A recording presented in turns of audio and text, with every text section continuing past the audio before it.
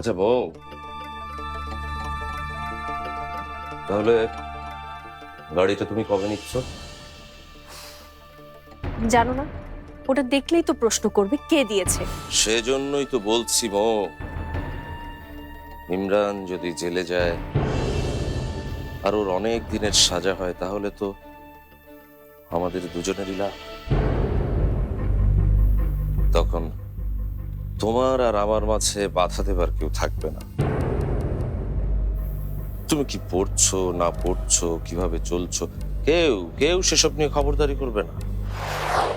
জানো তো, সম্পদ লুকিয়ে রেখে কোনো লাভ নেই। সম্পদ হচ্ছে ভোগের জন্য। আর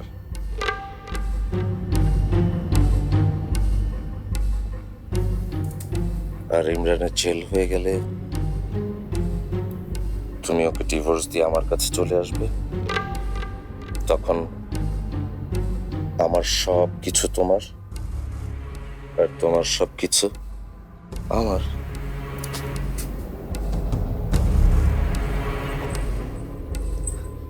না না, আমি ইমরানের সাথে প্রতারণা করতে পারবো না। আমি ইমরানকে ভালোবাসি, সত্যি ভালোবাসি। আমি জানতাম, হ্যাঁ সত্যি আমি জানতাম। আর জানতাম বলেই আমাকে এই অভিনয়টা করে যেতে হলো। অভিনয়? হ্যাঁ, অভিনয়। যেন তোমার মুখ থেকে আমি শুনতে পাই তুমি ইমরানকে ভালোবাসো। হ্যাঁ, আর একটা কথা মৌ, তুমি যদি সত্যি ইমরানকে ভালোবেসে থাকো তাহলে তাহলে আমার সঙ্গে কি করছো তো? হ্যাঁ, খেলছো আমাকে নিয়ে?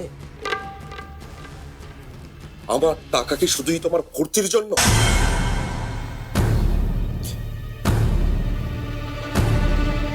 ইমরানের আজকের এই অবস্থার জন্য কে দায়ী মৌ জানো? তুমি। হ্যাঁ তুমি। ইমরানকে ধীরে ধীরে ধ্বংসের পথে ঠেলে দিয়েছে তুমি।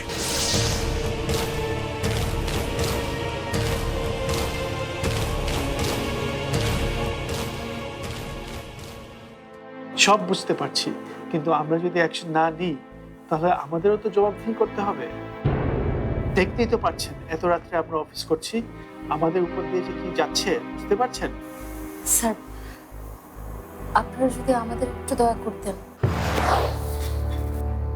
দেখুন, দয়া বা অন্য কিছু করার অবস্থা কোম্পানির নেই। ইমরান আমাদের পুরনো অফিসার, তাই তাকে আমরা 24 ঘন্টা সময় দিয়েছিলাম, কিন্তু তার আগে শুনতে পারলাম যে টাকা পেতে তার নাকি অসুবিধা হচ্ছে, তাই তো? স্যার, আপনারা কি আমাকে 24 ঘন্টার সময় দিতে পারেন প্লিজ? স্যার, 24 ঘন্টায় আপনি এতগুলো টাকা কিভাবে জোগাড় করবেন?